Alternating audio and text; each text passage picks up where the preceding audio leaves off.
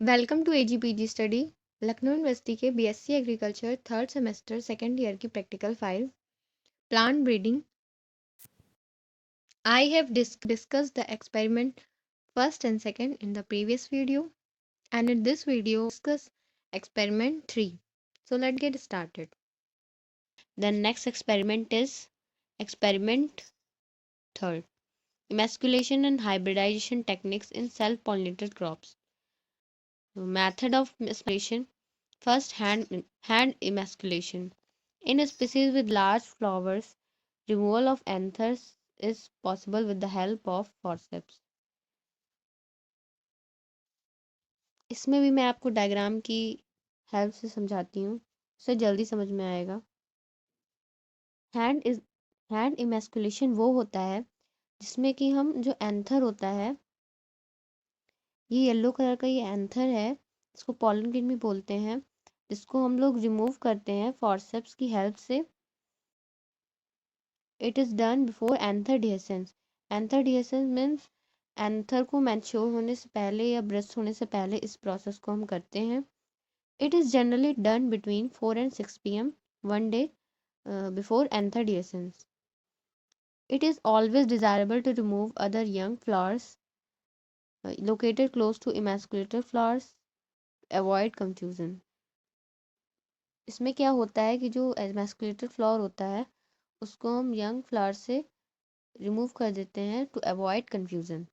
The corolla of the selected flowers is open with the help. ये petals को corolla बोलते हैं and calyx को सेपल्स बोलते हैं। तो इसमें क्या करना होता है, जो कोरोला होता है तो किसी भी सेलेक्टेड फ्लावर का हम उससे ओपन करते हैं फॉरसेप्स की हेल्प से, और जो उसका एंथर होता है वो हम लोग केयरफुली रिमूव करते हैं with the help of forceps. Sometimes corolla may be totally removed along with epipetalous stamens. कुछ केस में ये क्या होता है, जो कोरोला होता है वो टोटली रिमूव्ड हो जाता है, एपिपेटलस स्टेमन्स के साथ ये टोटली रिमूव हो जाता है। एग्जांपल गिंगेली। एपिपेटलस स्टेमन्स मीन्स ये होता है जो जो स्टेमन जो होती है वो पेटल से अटैच होती है, उसी को एपिपेटलस स्टेमन्स बोलते हैं। Example gingelly. Gingelly is also known as sesame, Hindi में इसे तिल भी बोलते हैं। Then suction method. It is useful in species with small flowers.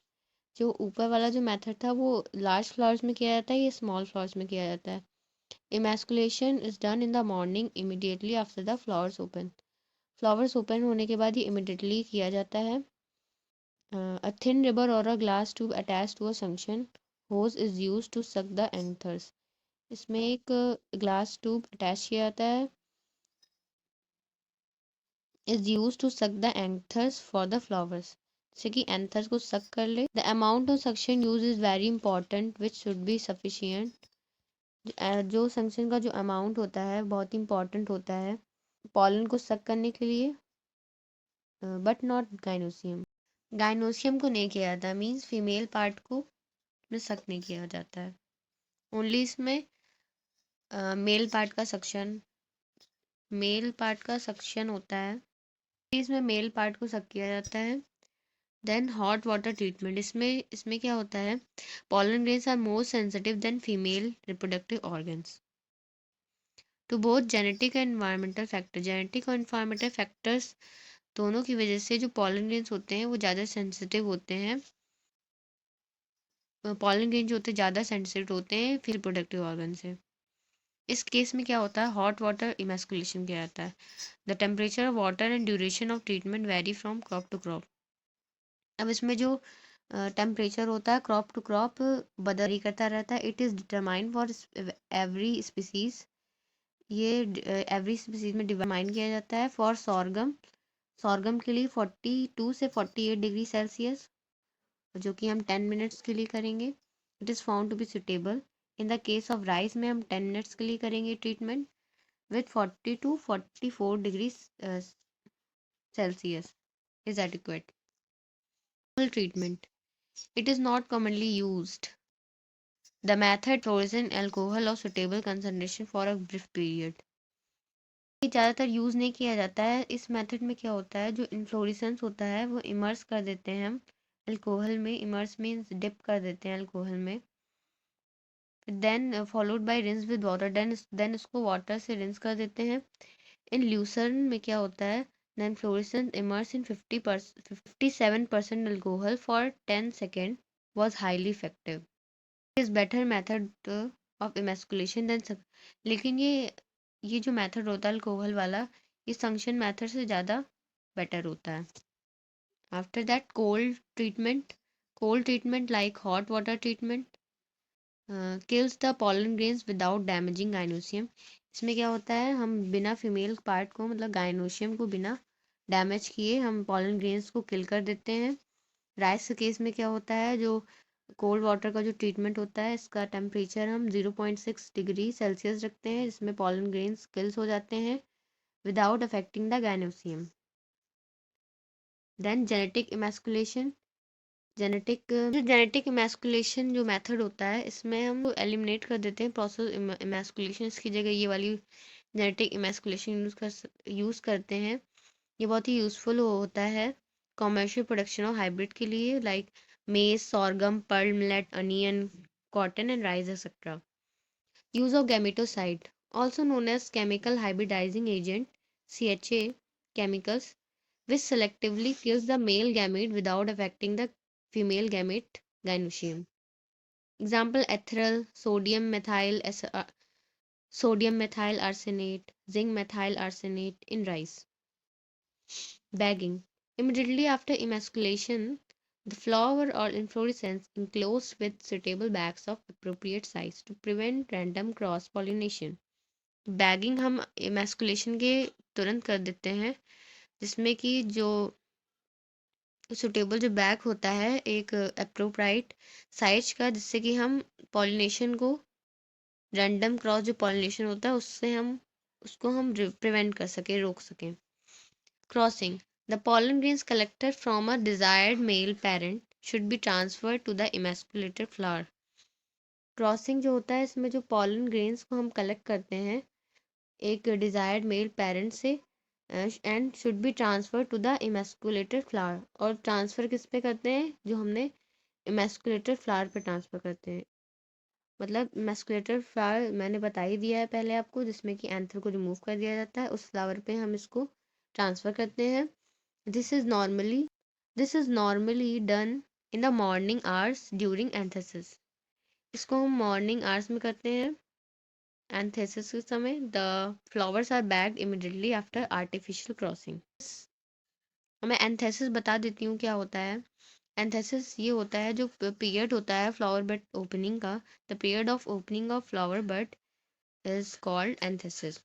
मतलब एंथेसिस के समय इस प्रोसेस को करते हैं, और इस प्रोसेस को करने के बाद immediately bagged immediately after artificial crossing.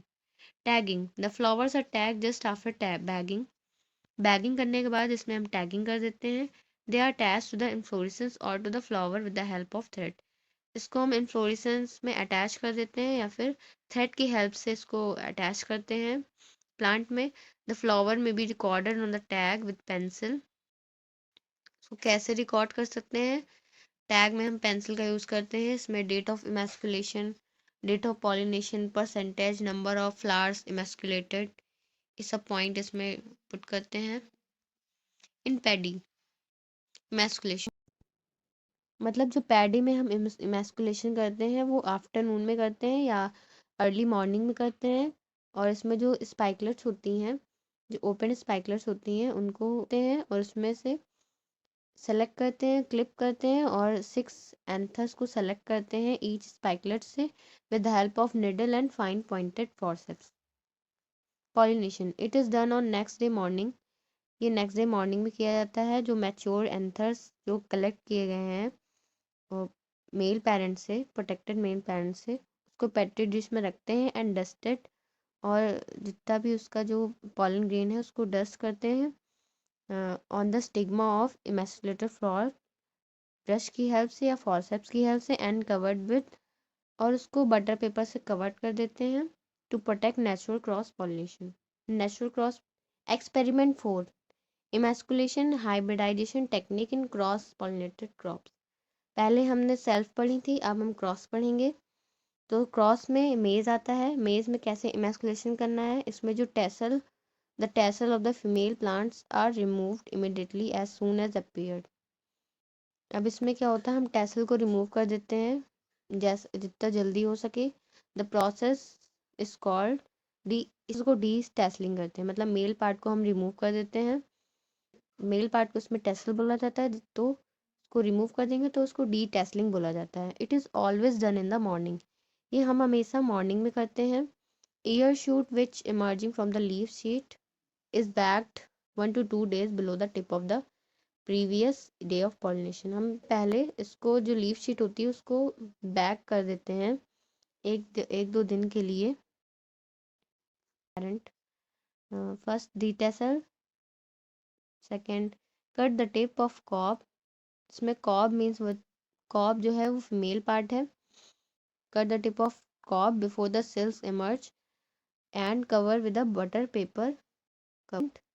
Cover the tassel before anthesis begin the tassel emerge, इसमें इसको कवर कर देना होता है टैसल को, एंथेसिस मतलब फ्लावर बड को ओपन होने से पहले, और as soon as tassel emerge.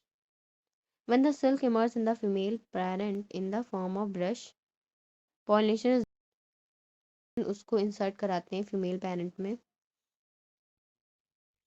In breeding is a form of mating system in sexual organism, इसमें क्या होता है कि हम जो ब्रीडिंग कराते हैं वो एक सेम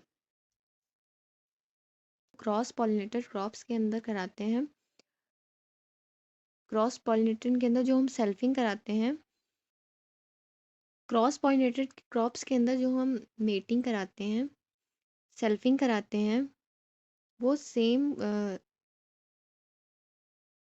जीन के होते हैं, कॉमन एंसेस्टर्स होते हैं, इसको सिब मेटिंग भी बोल सकते हैं। सेम जीन से मतलब सेम कैरेक्टर से हम करा रहे हैं। इन ब्रीडिंग एक ऐसी प्रोसेस होती है जिसमें हम किसी इंडिविजुअल या प्लांट्स में जो कॉमन एंसेस्टर्स होते हैं उनकी जब हम क्रॉसिंग कराते हैं, या वो ब्रदर सिस्टर हो सकता है, सिब मेटिंग हो सकता है, या उनके पेरेंट्स सेम हो सकते हैं, उसी को इनब्रीडिंग बोलते हैं।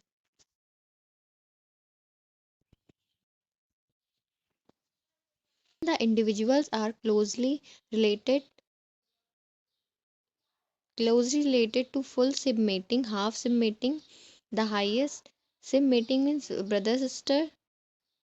Sib mating means होता brother sister, full sib mating या half sib mating. The highest degree of inbreeding is achieved by selfing. The chief effect of inbreeding is to increase homozygosity in the progeny, which is proportionate to the degree of inbreeding. जो main जो ऐसे तो जो हम breeding कराते हैं वो cross pointed crop में कराते हैं, लेकिन जो इन ब्रीडिंग है वो हम सेल्फ कराते हैं, जिसकी वजह से कुछ इसमें इफ़ेक्ट देखने को मिलता है। तो जो इनब्रीडिंग का जो कॉन्सिक्वेंसेस है वो है inbreeding depression. It refers to decrease in fitness and vigour due to inbreeding. Inbreeding कराने से इसका जो फिटनेस और विगर होता है वो डिक्रीज हो जाता है, और it may be defined as the reduction और loss in vigour and fertility as a result of inbreeding. Inbreeding का जो मोस्ट इम्पैक्ट पड़ता है वो ऑर्गेनिज्म की फिजियोलॉजिकल एफिशिएंसी भी कम हो जाती है, और उसकी विगरनेस भी कम हो जाती है। And also reduction in size and fecundity means fertility, उसकी फर्टिलिटी भी डिक्रीज हो जाती है। For example selfing reduces heterozygosity by a factor half in each generation. Experiment 6. Study of male sterility system. Palynology. This is the science involving the study of pollens. The pollen have a the pollen has a very minute structure. ये unicellular भी हो सकता है, and usually round shape में हो सकता है, although it may be oval, pyramidical, polyhedral etcetera. और इसमें 2 कोट्स होते हैं, एक इनर कोट होता है और एक आउटर आउटर कोट होता है। इनर इनर कोट होता है वो डेलिकेट सेल्यूलोज लेयर का होता है जिसको हम इंटाइन बोलते हैं। और जो आउटर कोट होता है वो क्यूटेनाइज लेयर का होता है कॉल्ड एक्साइन और extine. Preparation of acetocarmine stain C22H2O13। Stain होता है मोस्ट वाइडली, ये जो स्टेन होता है बहुत ज़्यादा यूज़ किया जाता है for pollen study. A mixture of 4 ml glacial acetic acid and 55 ml of distilled water is boiled. Then the quantity of 1 gram of carmine according to the strength required is added to 100 ml of the above mixture at about boiling point and then boiled for few minutes. Fertility and sterility in ABR and TGMS lines. जो mail sterility होती है वो grains का non function होता है। Sterility होती है वो पॉलन ग्रेन्स में नॉन फंक्शनल कैरेक्टर को शो करती है while female gamete function normally. It occurs in nature sporadically. Types of male sterility, maintenance and uses. Male sterility होती है वो दोनों कंडीशन में होती है ड्यू टू साइटोप्लाज्मिक और जेनेटिक फैक्टर्स और due to interaction of both. Environment also induces male sterility. Depending on this, male sterility can be classified into four types: cytoplasmic male sterility, genetic male sterility, cytoplasmic genetic male sterility, environment induced male sterility, which is again subdivided into TGMS, thermosensitive, and PGMS, photosensitive. First point, cytoplasmic male sterility. Cytoplasmic male sterility वो होती है जिसमें कि in which male sterility is controlled by cytoplasmic और plasma gene is called cytoplasmic male sterility. Second, genetic male sterility. Genetic male sterility वो होती है जिसमें न्यूक्लियर जीन होता है रिस्पॉन्सिबल होता है स्टेरिलिटी के कॉज के लिए, उसी को जेनेटिक मेल स्टेरिलिटी बोलते हैं। Third point, cytoplasmic genetic male sterility. In this, male sterility is controlled both cytoplasmic and nuclear gene both. Is called cytoplasmic genetic male sterility.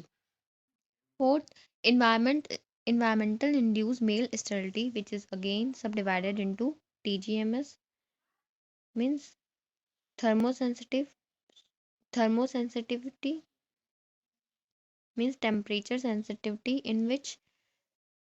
इनमें जो जीन होता है उसको एक प्रॉपर टेम्परेचर चाहिए होता है एक्टिव रहने के लिए। अगर उसका टेम्परेचर ज़्यादा हाई हो जाएगा तो वो मेल स्टेराइल हो जाएगा, अगर जो टेम्परेचर होगा वो कम हो जाएगा तो वो मेल फर्टाइल हो जाएगा।